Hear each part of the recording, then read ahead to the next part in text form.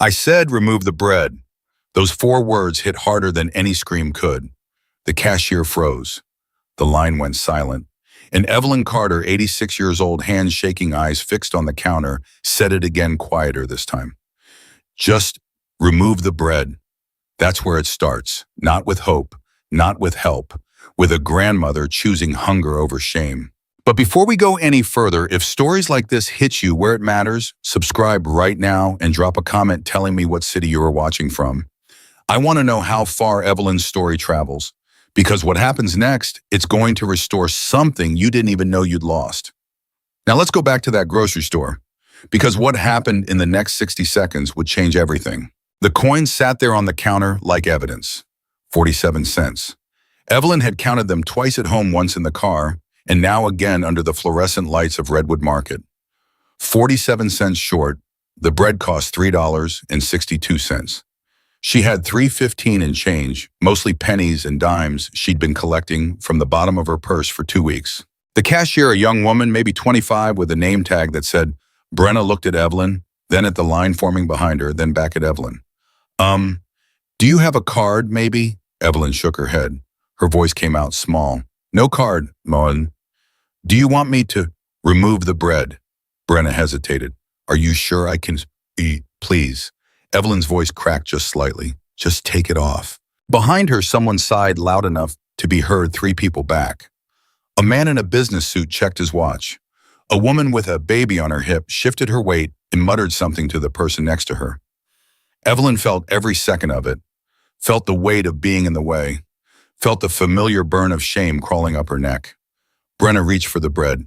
Okay, so that leaves the soup and leave it. The voice came from behind Evelyn. Deep, firm, not loud, but the kind of voice that didn't need volume to command a room. Evelyn turned slightly and saw him for the first time, tall, broad-shouldered, maybe 50 years old, wearing a black leather vest over a faded shirt. Tattoos ran down both arms. His face was weathered, scarred along the jawline, the kind of man people crossed the street to avoid. He stepped forward, put a $20 bill on the counter. Put the bread back, and whatever else she needs. Evelyn's mouth opened, but no sound came out. She stared at him, then at the money, then back at him. I can't. You're not. His eyes were steady, not soft, but not hard either. Just certain. I am. Brenna looked between them, unsure. Sir, ring it up. Brenna did. She scanned the bread again, added it to the total, and ran the 20. Handed the change to the man. He pushed it toward Evelyn. That's yours. Evelyn's hands trembled as she took it. She wanted to say thank you, wanted to say something that matched the size of what he'd just done. But all that came out was, why? He didn't answer right away, just picked up her 2 small bags, looked at her, and said, You got a car? Yes, outside. I'll walk you. And before she could protest, before the people in line could fully process what was happening, he was already moving toward the door. Evelyn followed, half in shock, half in something that felt like relief, but hurt more than it should. Outside, the air was cold. It was late October in northern Montana, and the wind cut through her thin sweater like it wasn't even there. She led him to her car, a 1998 Toyota Camry with rust on the doors and a dent in the passenger side. He set the bags in the back seat without a word. Evelyn finally found her voice. Thank you, really. I don't know what. Where do you live? She blinked. What? Your address? Where's home? Why? He looked at her, and for the first time she saw something in his eyes that wasn't pity. It was something closer to recognition. Because I'm guessing if you're 47 cents short on bread, there's more going on than just a bad day. Evelyn's throat tightened. She wanted to lie. Wanted to say everything was fine, that this was just a fluke, that she'd forgotten her wallet or miscalculated. But the truth was sitting right there between them, and he already knew it. I live on Maple, 412 Maple Street. He nodded. I'll follow you. You don't have to. I know. And that was it. No argument, no negotiation. He walked to a motorcycle parked 3 spaces down, a massive black Harley with chrome detailing and a leather saddlebag. He swung his leg over it, started the engine, and waited. Evelyn got in her car. Her hands were still shaking. She didn't know this man.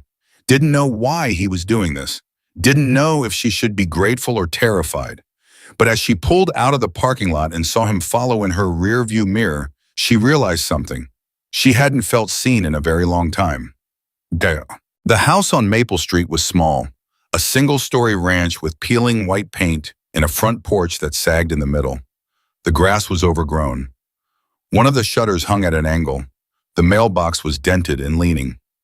Evelyn pulled into the gravel driveway and sat there for a moment, staring at the house like she was seeing it through someone else's eyes, through his eyes. It looked worse than she remembered. He parked the bike on the street and walked up the driveway. She got out, grabbed the bags from the back seat, and tried to smile. Well, this is it. Thank you again for, can I come in? She froze. Why? Because it's 38 degrees out here and you're wearing a sweater with holes in it. Evelyn looked down at herself. He was right. There were small holes near the hem. She hadn't noticed, or maybe she had and just stopped caring. She looked back at him and for a moment considered saying no, considered protecting what little pride she had left. But then she thought about the bread, about the 47 cents, about the fact that this stranger had already seen the worst of it. Okay. She unlocked the door and stepped inside. He followed. The house was cold. Colder than outside, Etoine. The heat hadn't been on in days, maybe weeks. The thermostat on the wall was turned all the way down. The living room was small and dark, the curtains drawn. There was a couch with a blanket draped over it, a TV that looked like it was from the 90s, and a coffee table covered in unopened mail. He didn't say anything at first, just looked around. His eyes moved slowly over the thermostat, the mail, the empty spot on the wall where a picture frame used to hang. Then he turned to her. How long's the heat been off? Evelyn set the bags on the kitchen counter, didn't look at him. A while. How long's a while? Does it matter? Yeah, it does. She finally looked at him, and the exhaustion in her face was so clear, it didn't need words. 3 weeks. He was quiet for a moment. Then he walked over to the thermostat and flipped it on. Nothing happened. He checked the unit outside through the window. Your furnace is out. I know. You call anyone, can't afford it. He nodded slowly like he was putting pieces together. What about food? You got anything besides that soup? Evelyn opened the fridge. Inside was a carton of milk that was probably expired, half a jar of peanut butter, and a couple of eggs. The freezer had a bag of frozen peas. That was it. He stood behind her, looking over her shoulder. Jesus. She closed the fridge. I'm fine. You're not. I've been through worse. I don't doubt that. He crossed his arms, leaning against the counter. But that doesn't mean you should be going through this. Evelyn felt something crack inside her chest. It was the kindness. The fact that he wasn't judging her, wasn't lecturing her, wasn't treating her like a problem to be solved. He was just there. And that was somehow harder to take than the cold or the hunger or the shame.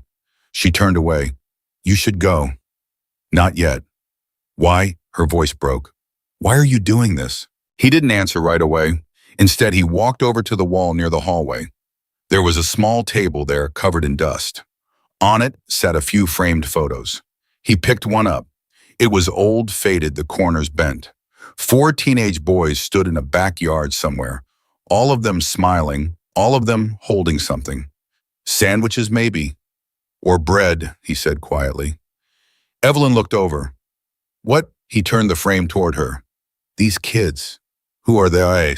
She walked closer, her brow furrowed. That's from years ago. I used to run a small community kitchen out of the church on Thursdays. Fed kids who didn't have much. That was God, that was 30 years ago. He flipped the frame over.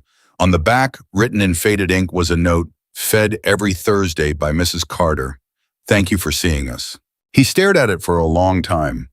Then he set the frame down carefully and looked at her. His jaw was tight. His eyes were wet.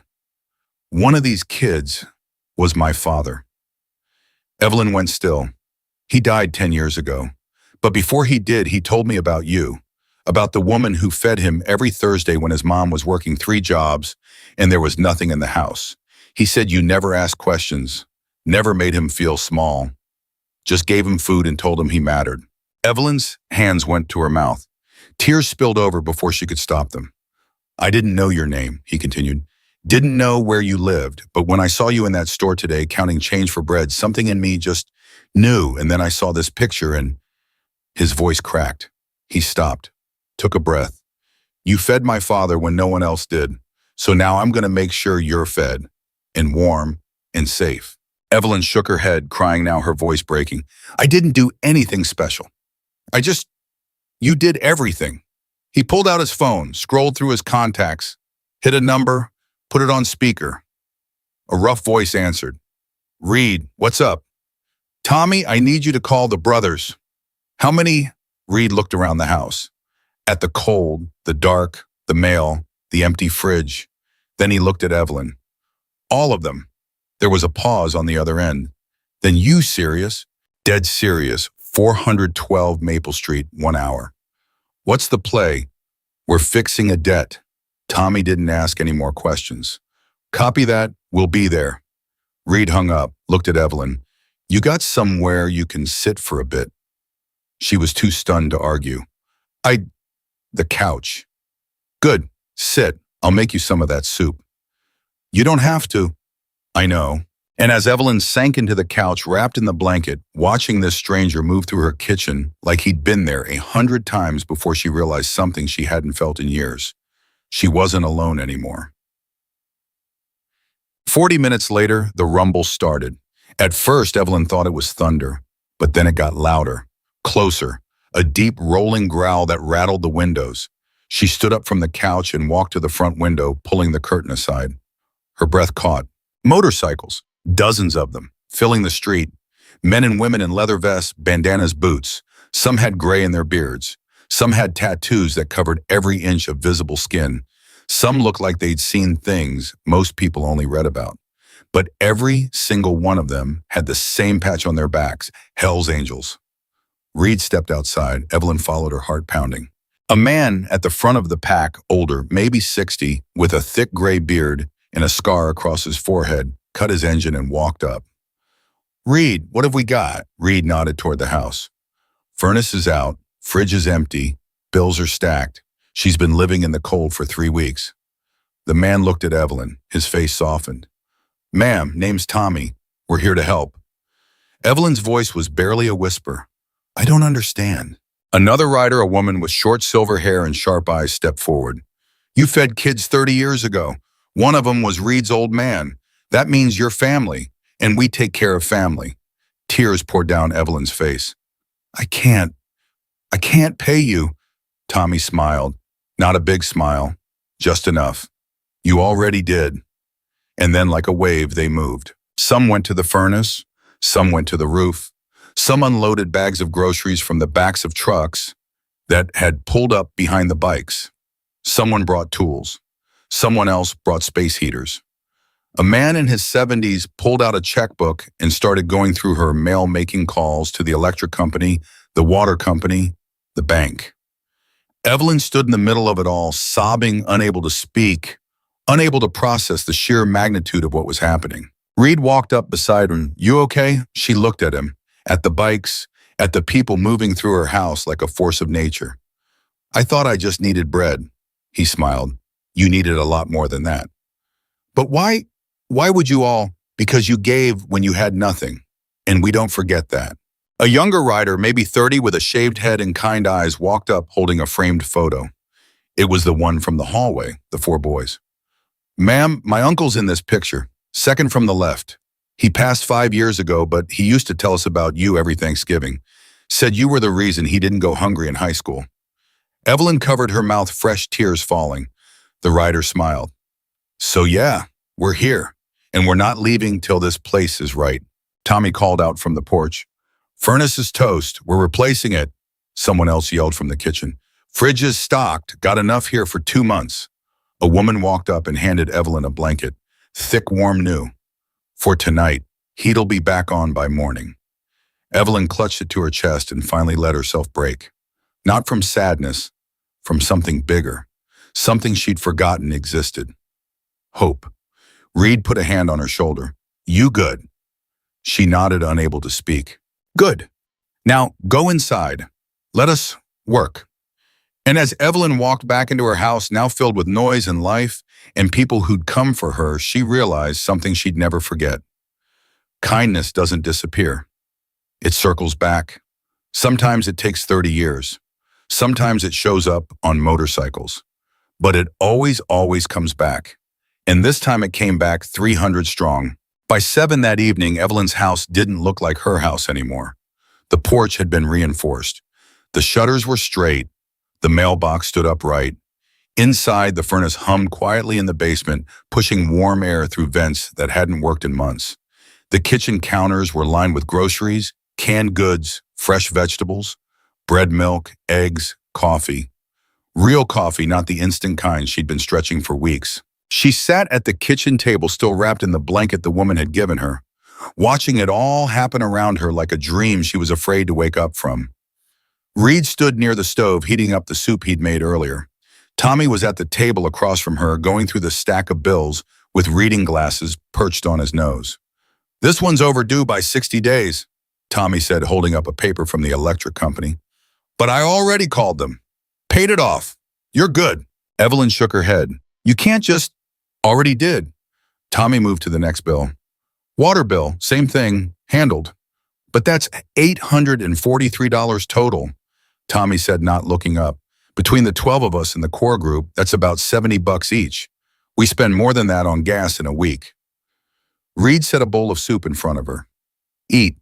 She stared at it. Her hands wouldn't move. "I don't know what to say." "Then don't say anything," Reed said. "Just eat." She picked up the spoon. It shook in her hand. She took a sip. It was warm, simple, perfect. And she started crying again. Tommy looked up from the bills. "You okay, ma'am?" "I'm fine," she whispered. "I'm just—" Her voice broke. "I'm just not used to this." "Used to what?" "People." She wiped her eyes. "People caring." Tommy leaned back in his chair. "How long you been alone?" "My husband died 4 years ago, cancer. Our kids moved out of state years before that. We were never close after they grew up. I don't blame them. Life moves on." She took another sip of soup. "I thought I could handle it. Being alone. I did okay for a while. But then the bills started piling up and the Social Security checks weren't enough and I just—" She stopped. "I didn't know who to ask." Reed pulled out a chair and sat down. "You got anyone, friends, neighbors?" "Not really. Most of my friends have passed, and the neighbors, they have their own problems. I didn't want to be a burden." "You're not a burden," Tommy said firmly. "You're a woman who fed hungry kids for years and didn't ask for a damn thing in return. That's the opposite of a burden." Evelyn looked at him, then at Reed. "But you don't even know me." "We know enough," Reed said. A man in his 40s walked in from the hallway, wiping grease off his hands with a rag. He had a thick black beard and a patch on his vest that said, "Road Captain." "Furnace is running clean. Replaced the filter, checked the ducts. You're solid for the winter." "Thank you," Evelyn whispered. The man nodded. "Ma'am, can I ask you something?" "Of course." "That picture in the hallway, the 4 boys, you remember their names?" Evelyn thought for a moment. "It's been so long. I remember faces more than names, but one of them, his name was David. David Walker. He was so polite. Always said thank you even when I told him he didn't have to." Reed's jaw tightened. "That was my dad." The man with the beard looked at Reed, then back at Evelyn. "My uncle was in that picture too, Carlos Medina. He died when I was 15, but he used to tell me about the church kitchen. Said it saved his life." Evelyn's breath caught. "Carlos, yes, I remember him. He had a scar on his hand from a bike accident." The man smiled. "Yeah, he did." "And is he—" "He's gone, heart attack, 10 years ago." "I'm so sorry." "Don't be, he lived a good life. And a lot of that was because of you." Another rider walked in, a woman in her 50s with graying hair tied back in a ponytail. She had a clipboard in her hand. "Roof's patched. Won't need replacing for another few years, but we sealed the leaks. You shouldn't have any problems this winter." Evelyn looked at her, overwhelmed. "I don't even know your name." "Diane," the woman smiled. "And I didn't know yours until an hour ago. But that doesn't matter. You helped people when they needed it. Now it's our turn." Evelyn shook her head. "But I didn't do anything special. I just made sandwiches." "You made them feel human," Diane said. "That's everything." Reed stood up. "I'm going to check on the guys outside. You need anything before I go?" Evelyn looked at him. This man who'd walked into her life 3 hours ago and turned it upside down. "Why are you doing this?" He stopped. Turn back. Because 30 years ago, my dad came home one Thursday and told my mom he wasn't hungry, said he'd eaten at the church. My mom cried that night because she didn't have to choose between feeding him and paying rent. You gave her that. You gave him that. And I've spent my whole life trying to be the kind of man my dad was. The kind of man who remembered kindness and paid it forward. So yeah, this is why. He walked out before she could respond. Tommy folded up the bills and slid them into a manila envelope. You're all caught up. Electric, water, gas. Even got your property tax paid for the year. Evelyn's eyes went wide. The property tax, that's $1,500, I know. Already done. But that's nothing compared to what you gave. Tommy stood up. Now I'm going to go make sure those idiots outside didn't break anything. He walked out, and Evelyn was alone in her kitchen for the first time in hours. She looked around at the groceries, the clean counters, the warm air coming from the vents. She looked at the soup in front of her, still steaming. She looked at the envelope full of paid bills, and she broke. Not quietly, not politely. She sobbed so hard her whole body shook. She pressed her hands to her face and let 30 years of exhaustion, loneliness, and fear pour out of her in waves. She cried for her husband, for her kids who never called, for the nights she'd gone to bed hungry because she didn't want to waste food, for the mornings she'd woken up wondering if today was the day she'd lose the house. She cried because for the first time in 4 years, she didn't have to wonder anymore. A hand touched her shoulder. She looked up. Diane was standing there holding a box of tissues. Let it out, Diane said softly. You've earned it. Evelyn took the tissues, wiping her face. I'm sorry, I'm not usually. Stop apologizing. You're allowed to feel this. But you've all done so much, and here I am. Here you are, finally letting someone take care of you. Diane sat down. You spent decades taking care of others. It's okay to let us return the favor. Evelyn nodded, unable to speak. Diane leaned forward. Can I tell you something? Of course. I wasn't always with the club. I used to be a social worker, spent 20 years trying to help people who'd fallen through the cracks. And you know what I learned? What? The people who need help the most are the ones who never ask for it, because they spent their whole lives being the ones everyone else leaned on. And when they finally need someone to lean on, they don't know how. Diane reached across the table and took Evelyn's hand. So I'm telling you right now, it's okay. Lean. Evelyn squeezed her hand. Thank you. Diane smiled. You're welcome. Now finish that soup before it gets cold. Evelyn did. And for the first time in months, she ate without worrying about what she'd eat tomorrow. By 9 o'clock, most of the work was done. The riders began filtering out, saying their goodbyes, shaking Evelyn's hand, hugging her. Some left cash on the counter. Some left their phone numbers.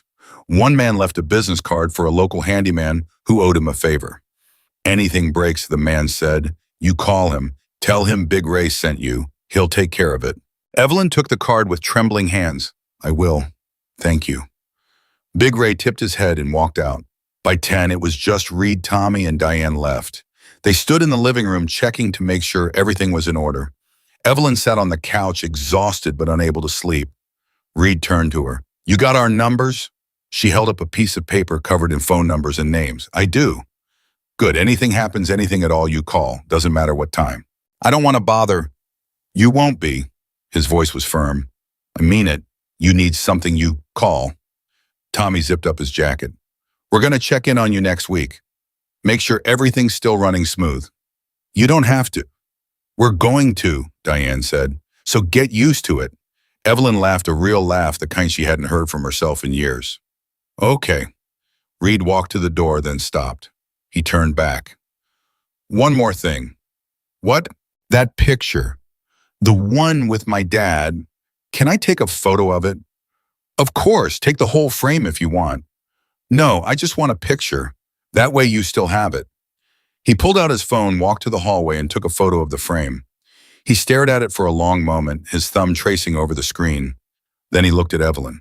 Thank you for feeding him, for seeing him. Evelyn stood up, walked over, and took his hand. He was a good boy, I could tell, even then. Reed's eyes glistened. He nodded, squeezed her hand, and walked out. Tommy and Diane followed, and then Evelyn was alone. She locked the door, turned off the lights, walked to her bedroom. The heat was on. The bed was warm. She lay down, pulled the new blanket over herself, and stared at the ceiling. For the first time in 4 years, she didn't feel alone. For the first time in months, she didn't feel afraid. And for the first time in longer than she could remember, she felt something she thought she'd lost forever. She felt loved. She closed her eyes and she slept.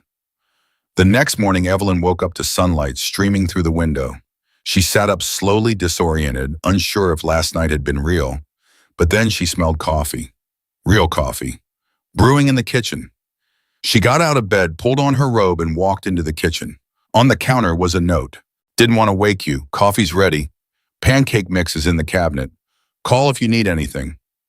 Read. Evelyn picked up the note, read it 3 times, and started crying all over again. She poured herself a cup of coffee, sat at the table, and looked around.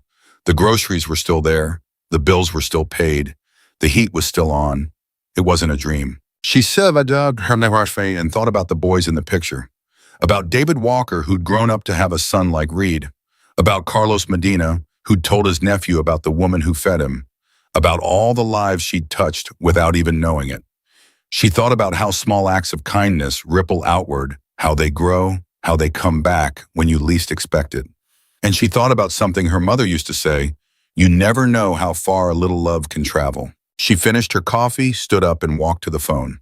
She dialed the number Reed had left. He answered on the second ring. Evelyn, I just wanted to say thank you, again. You don't have to keep thanking me. I know, but I want to. There was a pause, then Reed said, you okay? I'm better than okay. Good, that's real good. Reed, yeah. Can I ask you something? Anything. What happens now? He was quiet for a moment. Then he said, now you live, you eat, you stay warm. You call us when you need us, and you stop carrying the world by yourself. Evelyn smiled through her tears. I can do that. I know you can. She hung up, wiped her eyes, and walked back to the kitchen. She opened the cabinet and found the pancake mix. She hadn't made pancakes in years, hadn't had a reason to, but today she did. She mixed the batter, heated the pan, and cooked herself breakfast. And as she sat down to eat, she realized something. She wasn't just surviving anymore. She was living, and that changed everything. 3 days later, Evelyn's phone rang at 9 in the morning. She was sitting at the kitchen table with her second cup of coffee, something she hadn't been able to afford in months, when the sound startled her. She picked it up and saw Reed's name on the screen. Hello. Morning, you busy? No, I'm just... Good, I'm outside. Evelyn walked to the window and pulled back the curtain. Reed's motorcycle was parked in the driveway, and he was standing next to it holding 2 paper bags. She opened the front door. What are you doing here? Bringing breakfast. He walked up the porch steps and handed her one of the bags. Bagels, fresh. There's cream cheese in there too. She looked inside. Reed, you didn't have to. I know, but I did. He followed her inside and set the other bag on the counter. How you been? Good. Really good, actually. Heat's still working? Yes. Fridge still full? Yes. You eating? She smiled. Yes. He nodded, satisfied. Good. Evelyn pulled out 2 plates and started unpacking the bagels. Can I ask you something? Shoot. Why do you keep checking on me? Reed leaned against the counter. Because that's what you do for family. But I'm not. You are. His voice was quiet but certain. My dad talked about you until the day he died. Said you were one of the few people who made him feel like he mattered when he was a kid. That makes you family in my book. Evelyn's throat tightened. She busied herself spreading cream cheese on a bagel so he wouldn't see her eyes water. Your father sounds like he was a good man. He was. Tough as hell, but good. He taught me that the people who help you when you're down are the ones you never forget. And the people you never forget are the ones you show up for. Reed took a bite of his bagel. So yeah, I'm showing up. They ate in comfortable silence for a few minutes. Then Reed pulled out his phone. I want to show you something. He turned the screen toward her. It was a photo of the picture from her hallway, the 4 boys holding bread. But underneath it was a caption, looking for these guys. One of them was my dad. If you know any of them or their families, DM me. Evelyn looked up at him. You posted this? Yeah, on the club's page. Got over 2,000 shares in 2 days. 2,000? People want to know stories like this. Good stories. Real ones. He scrolled through the comments. Look, someone tagged the guy who thinks his uncle might be one of the kids. Another person said their mom used to volunteer at that church kitchen. It's spreading. Evelyn sat down stunned. I had no idea. You touched a lot of lives, Evelyn, more than you know. She stared at the screen at the comments pouring in from strangers who wanted to help, who wanted to connect, who wanted to be part of something that mattered. What happens if you find them? Reed smiled. Then we bring them here. Let them thank you in person. Oh, I don't need. I know you don't, but they do. Before Evelyn could respond, Reed's phone buzzed. He looked at the screen and his expression changed. Hang on, he answered. Yeah, wait, what? You serious? Where? Okay, I'll tell her. He hung up and looked at Evelyn. His face was unreadable. What is it? That was Tommy. Someone just messaged the post, says their dad is in that picture. Evelyn's breath caught. Which one? They didn't say yet, but they're local, about 20 minutes from here. Reed stood up. They want to meet you. Now. Yeah, today. This afternoon if you're up for it. Evelyn's hand started shaking. I don't know if You don't have to do anything you're not ready for. It's not that, it's just, she looked at him. What if they're disappointed? What if I'm not what they remember? Reed walked over and put a hand on her shoulder. Evelyn, you fed their father when he had nothing. Trust me, they're not going to be disappointed. She nodded slowly. Okay, yes, I'll meet them. Good. Reed picked up his phone and sent a quick text. Tommy's setting it up. 2:00. Here at your place. That work? Here, unless you want to meet somewhere else. No, here is fine. All right, I'll be here too. So will Diane and Tommy. You won't be alone. Evelyn exhaled. Thank you. Reed finished his bagel and stood up. I'm going to head out, let you get ready. But I'll be back at 1:30. You need anything before then? No, I think I'm okay. He nodded and walked toward the door. Then he stopped and turned back. Evelyn, yeah, you did good. And today you're going to see just how much that mattered. He left and Evelyn stood in the kitchen, staring at the door, her heart pounding. She didn't know who was coming, didn't know what they'd say. But for the first time in years, she felt something she hadn't allowed herself to feel. She felt like she'd mattered. At 1:30, Reed pulled up with Tommy and Diane. They walked in carrying a box of pastries and a thermos of coffee. Thought you might want something to offer them, Diane said, setting the box on the counter. Evelyn looked at the pastries, danishes, croissants, muffins. This is too much. It's hospitality, Diane said, and you're good at that. Tommy poured coffee into a mug and handed it to Evelyn. You nervous? Terrified? Don't be, you're going to do great. At exactly 2:00, a car pulled up. It was a blue sedan, older but well kept. A man got out of the driver's side. He was in his 50s with graying hair and a thick build. A woman got out of the passenger side, his wife maybe, and from the back seat, a teenage girl stepped out holding a framed photograph. Reed opened the door before they could knock. The man stood on the porch looking at Reed, then passed him into the house. Is this? Yeah, come on in. The three of them stepped inside. The man's eyes scanned the room until they landed on Evelyn. He stopped. His face went pale.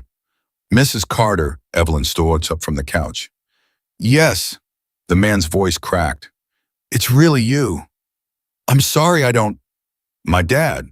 He held up the photograph the girl had been carrying. It was the same one from Evelyn's hallway. He's in this picture? Third from the left. His name was Anthony Ruiz. Evelyn stepped closer, her hand going to her mouth.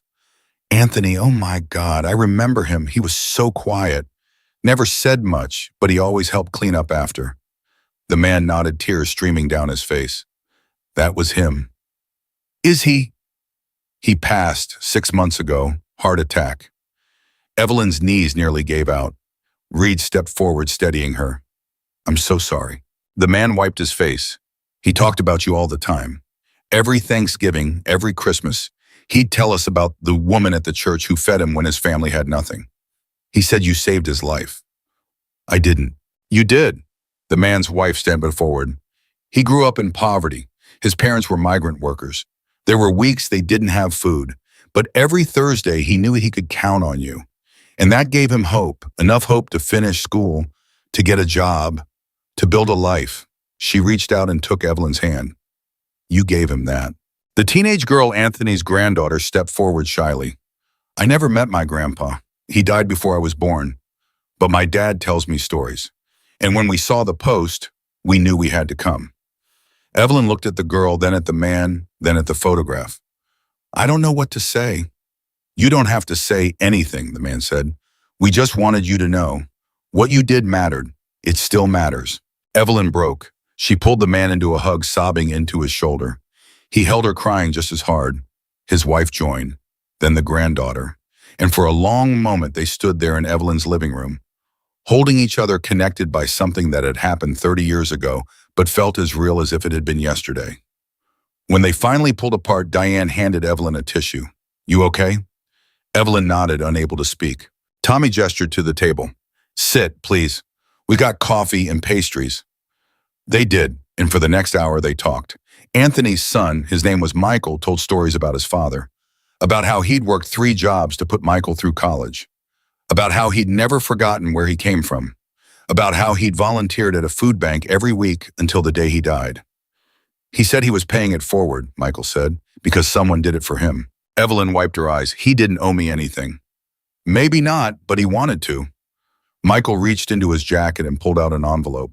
Before he died, he wrote letters to me and my sister, told us things he wanted us to know, and in mine he mentioned you.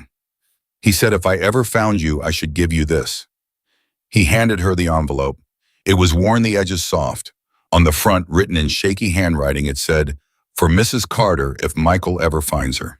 Evelyn's hands trembled as she opened it. Inside was a single piece of paper folded twice. She unfolded it and read, Dear Mrs. Carter, I don't know if you'll ever read this. I don't even know if you're still alive. But I wanted you to know that you saved my life. I was 15 years old and ready to quit. School felt impossible. Home felt worse. I was hungry all the time, and I didn't see a way out. But then you showed up every Thursday with bread and soup and a smile that made me feel like I mattered. You didn't just feed my stomach. You fed my hope. I finished school because of you. I got a job because of you. I built a family because of you. Every good thing in my life started with the kindness you showed me when I had nothing. So thank you for seeing me, for feeding me, for believing I was worth it.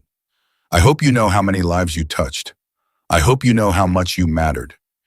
You still do, Anthony Ruiz. Evelyn read it twice, then pressed it to her chest and wept. Reed stood behind her, his hand on her shoulder. Diane sat beside her, holding her hand. Tommy stood by the window, wiping his own eyes. Michael leaned forward. He wanted you to have that, said it was the least he could do. Evelyn looked up at him. Your father was a good man. He was, because of you. No, he was good because he chose to be. Maybe, but you gave him the chance to choose. They stayed until almost 5 o'clock. By the time they left, Evelyn had Michael's phone number, his address, and a standing invitation to dinner whenever she wanted. His wife hugged her 3 times. His daughter gave her a bracelet she'd made in art class. For everything you did for my grandpa, the girl said. Evelyn put it on immediately and didn't take it off. After they left, Reed, Tommy, and Diane stayed behind to help clean up. But there wasn't much to clean. Just a few coffee mugs and some crumbs from the pastries. Reed leaned against the counter. How you feeling? I don't know, Evelyn said honestly. Overwhelmed, grateful, sad, happy, all of it. That sounds about right. Diane folded a dish towel and set it on the counter. You know what today was? What? Proof. Proof that what you did mattered. Not just to one person, to generations. Tommy nodded. And that post, it's still blowing up. We've got 3 more families trying to figure out if their relatives are in that picture. Evelyn sat down at the table, exhausted but lighter than she'd felt in years. I just made sandwiches. You made people feel human, Reed said. That's a hell of a lot more than sandwiches. They left an hour later and Evelyn was alone again. But this time the house didn't feel empty. It felt full of warmth and memory and connection. She walked to the hallway and looked at the photograph. 4 boys, 4 lives, and somehow 30 years later, they'd all circled back to her. She picked up the frame and carried it to the living room, set it on the mantel where she could see it every day. Then she sat down on the couch, pulled Anthony's letter out of her pocket, and read it again. You still do. Those three words hit her harder than anything else. Not you did. You still do. Present tense, ongoing, alive. She folded the letter carefully and tucked it into the frame behind the photograph. Then she picked up the phone and called Reed. He answered immediately. You okay? Yeah, I just wanted to tell you something. What's that? I think I'm starting to understand. Understand what, why you all showed up, why you stayed, why you keep coming back. Her voice was steady now, clear. It's not about paying a debt. It's about keeping something alive, something good, something that doesn't quit just because time passes. Reed was quiet for a moment. Then he said, yeah, that's exactly it. Thank you for showing me that. You don't need to thank me. You're the one who started it. She smiled. Maybe, but you're the one who reminded me it's still going. They said good night and Evelyn hung up. She walked to the kitchen, poured herself one more cup of coffee, and sat at the table. For the first time in years, she wasn't thinking about what she'd lost. She was thinking about what she'd given, and that made all the difference. The following week, Evelyn woke up to her phone ringing at 6 a.m. She fumbled for it in the dark, her heart racing. Early calls never meant good news. Hello, Mrs. Carter. The voice was unfamiliar. Female, shaking. Yes. My name is Sarah Brennan. I'm sorry to call so early, but I saw the post about the picture, about the boys you fed at the church. Evelyn sat up, turning on the bedside lamp. Yes, my father. The woman's voice broke. My father was one of those boys. Evelyn's breath caught. Which one? The one on the far right. His name was Marcus Brennan. He had red hair, freckles. Evelyn closed her eyes and the memory came flooding back. Marcus, yes, I remember him. He always came late because he worked after school. Sarah sobbed on the other end of the line. That's him. He's alive, but he's sick. Stage 4 cancer. The doctors say he has maybe 3 weeks. Evelyn's hand went to her mouth. Oh God. He's in hospice now, here in Redwood. And last night he saw the post. Someone showed it to him on their phone, and he started crying. Sarah's voice was barely holding together. He hasn't spoken in 2 days, but last night he said your name. He said he needed to see you. Evelyn's chest tightened. When? Today, if you can. I know it's asking a lot, but what time, anytime? He's not going anywhere. Evelyn looked at the clock, 6:15. Give me an hour, I'll be there. She hung up and immediately called Reed. He answered on the first ring, his voice groggy. Evelyn, what's wrong? I need a ride. We're at hospice, Redwood Memorial. One of the boys from the picture is dying and he wants to see me. There was a pause, then Reed said, I'll be there in 20 minutes. He was there in 15. Evelyn was waiting on the porch, dressed and ready, her hands clutching her purse so tightly her knuckles were white. Reed pulled up, killed the engine, and walked up the steps. You okay? No. Fair enough. He opened the passenger door of his truck. Let's go. They drove in silence. Evelyn stared out the window, watching the town pass by. The grocery store where this had all started, the church where she used to run the kitchen, the park where she'd walked with her husband before he got sick. Reed glanced at her. You know what you're going to say, no? That's okay. You don't have to say anything. Just being there is enough. Evelyn nodded, but her hands wouldn't stop shaking. They arrived at Redwood Memorial just after 7. Reed parked and walked with her to the front desk. A nurse looked up. Can I help you? We're here to see Marcus Brennan, Evelyn said. The nurse's face softened. Are you Mrs. Carter? Yes. Room 12, his daughter's expecting you. They walked down the hall past rooms filled with quiet beeping and low voices. Reed stayed close. When they reached her room 12, the door was half open. A woman in her 40s stood just inside her eyes, red and swollen. She saw Evelyn and immediately stepped forward. Mrs. Carter. Yes. Sarah pulled her into a hug. Thank you. Thank you for coming. Of course. Sarah pulled back and wiped her eyes. He's awake. He's been asking for you since 5 this morning. She hesitated. He doesn't look like the boy in the picture anymore. I don't expect him to. Sarah nodded and stepped aside. Go ahead. Evelyn walked into the room. Reed stayed in the hallway. Marcus Brennan lay in the hospital bed, frail and pale, his body barely making a dent under the blankets. His red hair was gone. His freckles were faded. but his eyes when they opened and saw her were the same. "Mrs. Carter," he whispered. Evelyn walked to the bedside and took his hand. It was cold and thin, but he squeezed back. "Marcus, it's been a long time." He smiled, and it hurt to see how much effort it took. Too long. She sat down in the chair next to the bed. "Your daughter said you wanted to see me." "I did." His voice was barely there. "I needed to tell you something." "What?" "Thank you." Evelyn shook her head. "You don't need to." "Yes, I do." He coughed, wincing, and Sarah stepped forward with a cup of water. He sipped, then looked back at Evelyn. "You fed me when I was starving, not just my stomach. My soul. I was so angry back then. Angry at my dad for leaving. Angry at my mom for working all the time.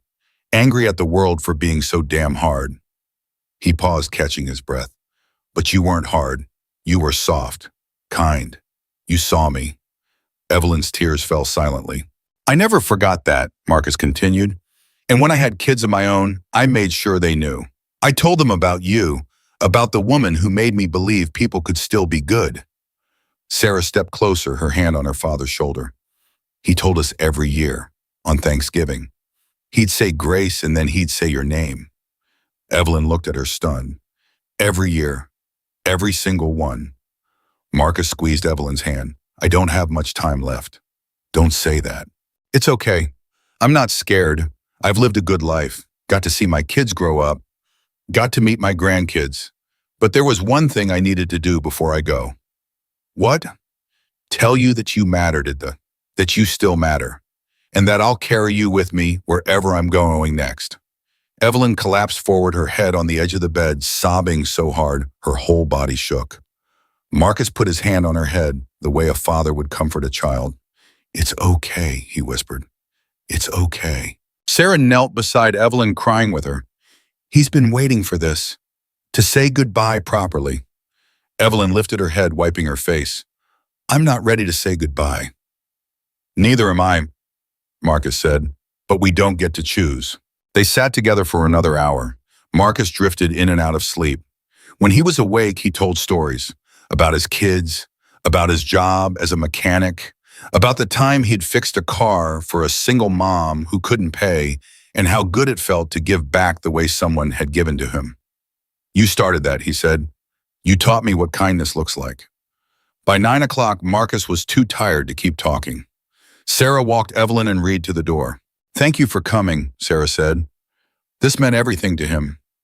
"Can I come back tomorrow?" Sarah's face crumpled. "I don't think," she stopped. "The doctor said he probably won't make it through the night." Evelyn's knees buckled. Reed caught her. "Easy." Sarah reached out and took Evelyn's hand. "But he'll go knowing he got to thank you. And that's all he wanted." Evelyn nodded, unable to speak. They left. Reed drove her home. Neither of them said a word. When they pulled into the driveway, Reed finally spoke. "You want me to stay?" "No, I need to be alone." "You sure?" "Yeah," he nodded. "Call me if you need anything." She went inside, sat on the couch, and stared at the wall. She didn't cry, didn't move, just sat there feeling the weight of it all. At 11 that night, her phone rang. It was Sarah. Evelyn answered. "Hello." "He's gone." Evelyn closed her eyes. "When?" "About 20 minutes ago. Peacefully. He just stopped breathing." Sarah's voice was thick with tears. "But before he did, he opened his eyes one more time and said your name." Evelyn pressed the phone to her chest and let herself break. The funeral was 4 days later. Evelyn almost didn't go. She didn't think she had the strength. But Reed showed up at her house that morning in a black shirt and tie and said, "You're going, I'm driving." The service was held at a small chapel on the edge of town. There were maybe 50 people there. Sarah saw Evelyn walk in and immediately stood up. She walked over, hugged her, and led her to the front row. "You're sitting with us," Sarah said. "I'm not family." "Yes, you are." Evelyn sat. Marcus's casket was at the front, closed, covered in white lilies. A photo of him sat on top, younger, healthier, smiling. Sarah stood at the podium and gave the eulogy. She talked about her father's love of cars, his terrible jokes, his fierce loyalty. And then she said something that made the entire room go silent. "My father didn't have an easy childhood. He grew up poor, hungry, angry, But there was one woman who changed that. One woman who fed him every Thursday and made him feel like he mattered. Her name is Evelyn Carter, and she's here today. Every head in the room turned toward Evelyn. Sarah continued, "My dad told me once that kindness is a seed. You plant it, and you don't always get to see it grow, but it does. And sometimes, if you're lucky, it comes back to you when you need it most." She looked directly at Evelyn. "Mrs. Carter, you planted seeds in my father's life.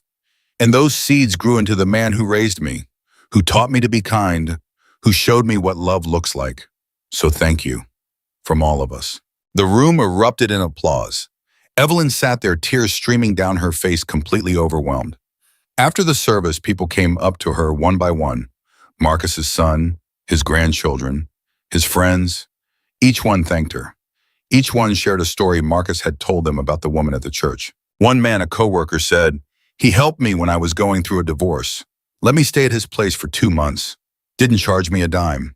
When I asked him why, he said someone helped him once when he had nothing, and he was just passing it on."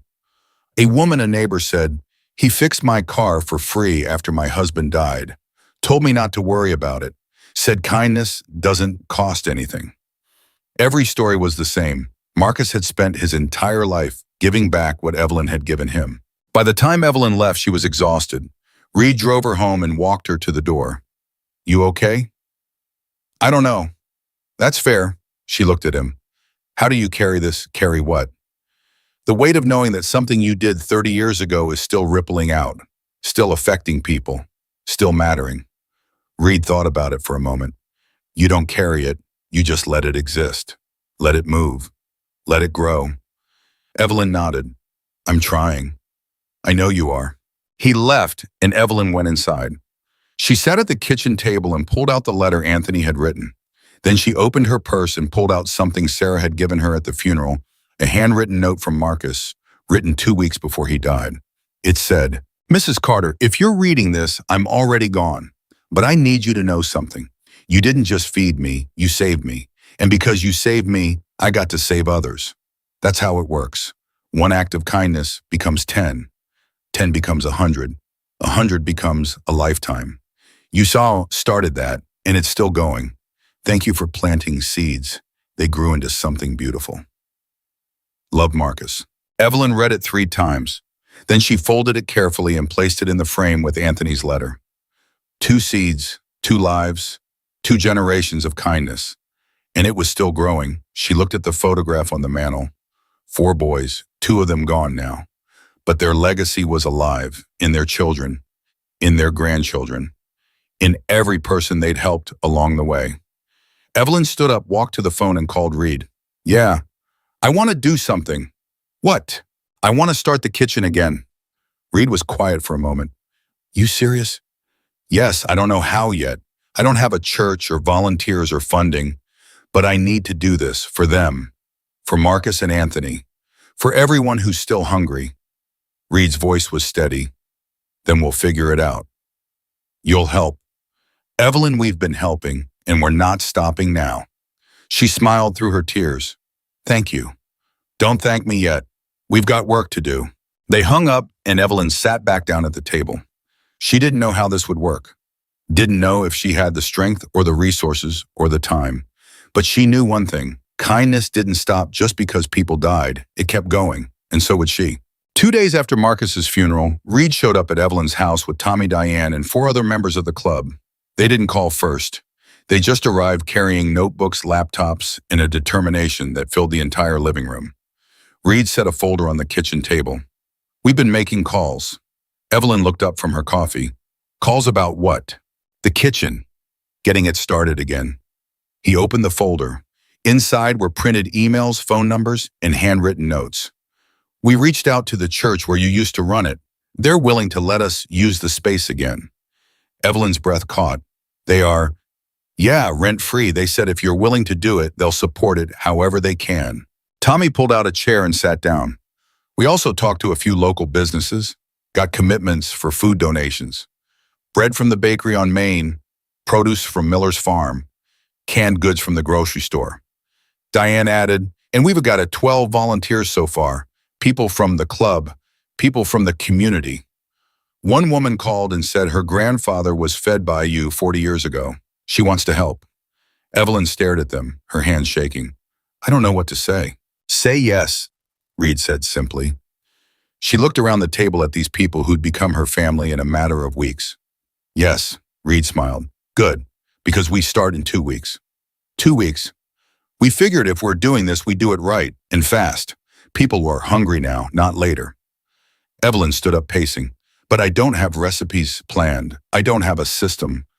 I don't even know if I can. You can, Diane interrupted, and you're not doing it alone. Tommy slid a piece of paper toward her.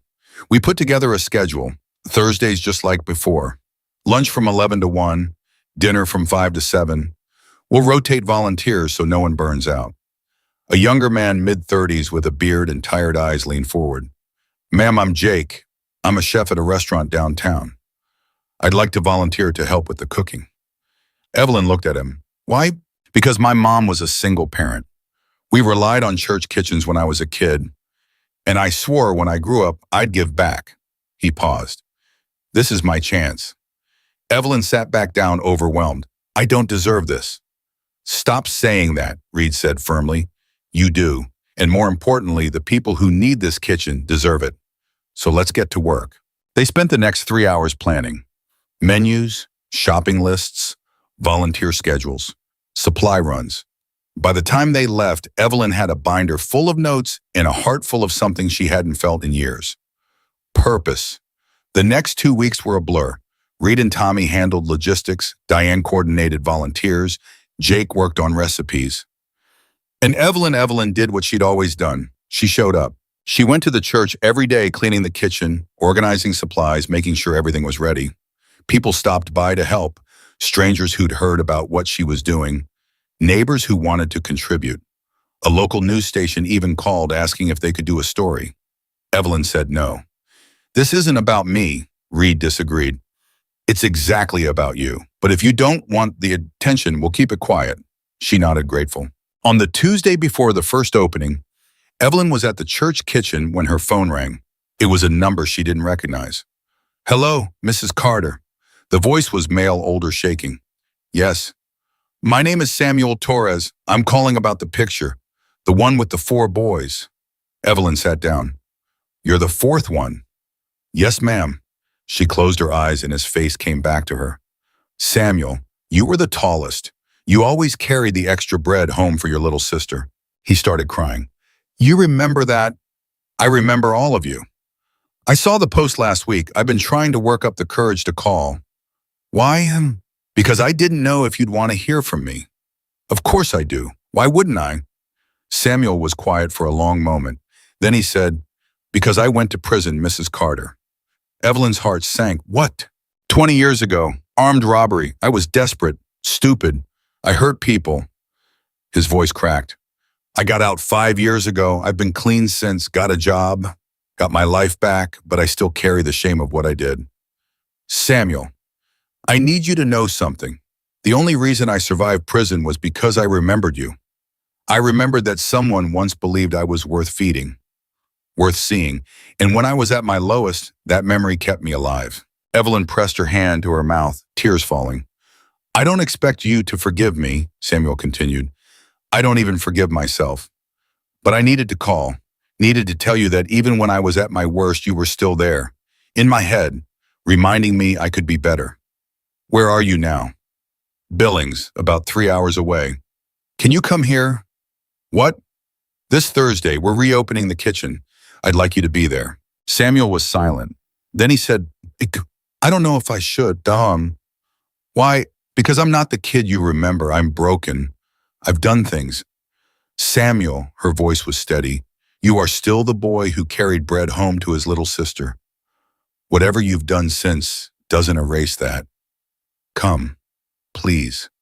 He exhaled shakily. Okay, I'll come. Good. They hung up and Evelyn sat there for a long time staring at the phone. 4 boys, 2 dead, 1 coming home, and 1 still out there somewhere, his story untold. She wondered if she'd ever find him. Thursday arrived cold and gray.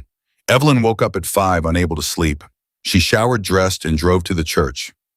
Reed was already there unloading boxes of bread from his truck. "You're early," she said. "So are you." They worked in silence, setting up tables, arranging food, preparing the space. By 10, the volunteers started arriving. Jake brought pots of soup. Diane brought coffee in cups. Tommy brought rolls and butter. At 10:30, a line started forming outside. Evelyn looked out the window and froze. There were at least 50 people waiting. Families, elderly couples, young men and women, kids. "Reed," she whispered, "there are so many." "I know. What if we run out of food?" "We won't." "But Evelyn," he put his hands on her shoulders, "you've done this before. You can do it again." She nodded, took a deep breath, and opened the doors. The first person through was a woman in her 30s holding a toddler. She looked exhausted. Evelyn handed her a tray and said, "Welcome." The woman's eyes filled with tears. "Thank you." One by one they came, and one by one Evelyn served them. She smiled. She listened. She made sure every single person who walked through that door felt seen. By noon, they'd served over 80 people. At 1 o'clock, just as they were about to close for the afternoon shift, the door opened one more time. A man stepped in, tall, gray hair, worn jacket. Evelyn looked up from the counter and stopped. "Samuel." He nodded. "Hi, Mrs. Carter." She walked around the counter and pulled him into a hug. He stood stiff at first, then slowly wrapped his arms around her and broke down. "I'm sorry," he sobbed. "I'm so sorry for everything." "Stop," she whispered. "You're here, that's what matters." He pulled back, wiping his face. "I didn't think you'd actually want to see me." I do." Reed walked over and extended his hand. "Samuel." Samuel shook it. "Yeah." "Reed, good to meet you." Samuel looked around the kitchen. This is exactly how I remember it."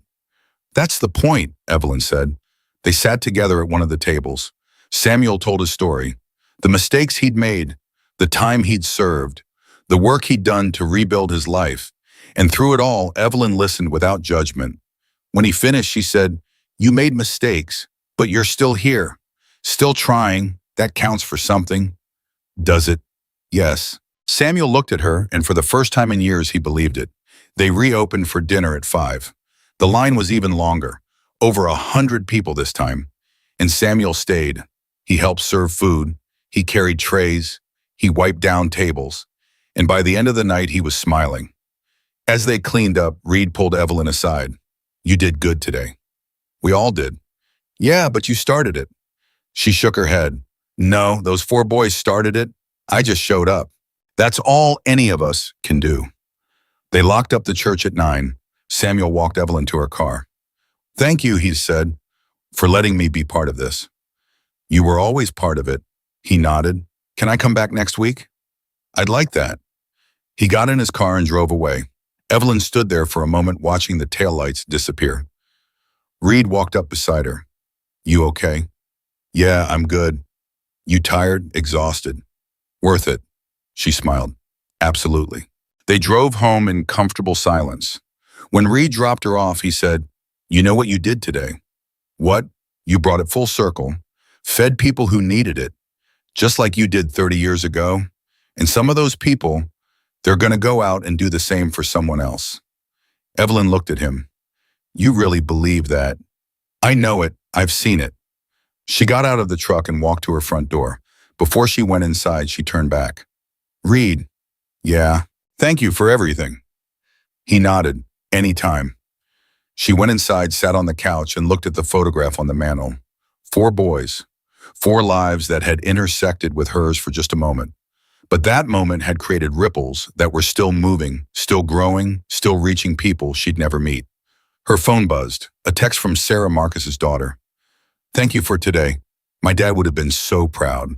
Then another from Michael Anthony's son. "Heard about the kitchen reopening. My dad's smiling somewhere. I know it." Then one from Samuel. "I haven't felt this hopeful in 20 years. Thank you for seeing me." Evelyn read them all twice. Then she set the phone down and closed her eyes. She thought about the grocery store, about the 47 cents, about the moment she'd wanted to disappear, and she thought about how one man had stopped her, one man who'd recognized her because his father had never forgotten. She thought about how kindness doesn't die, it multiplies. It circles back, it finds you when you need it most. And she realized something that settled deep in her bones, something she'd carry for the rest of her life. She hadn't just fed hungry kids 30 years ago. She'd planted seeds, and those seeds had grown into forests. Forests of kindness, compassion, and hope that would outlive her, outlive all of them, stretching forward into generations she'd never see, but would always touch. She opened her eyes and looked at the photograph one last time. 4 boys holding bread, 4 lives forever changed, and one woman who'd shown them that being seen, being fed, being loved, even for a moment, was enough to change everything. Evelyn stood up, walked to the kitchen, and started planning next week's menu. Because kindness doesn't stop. It never stops. And neither would she.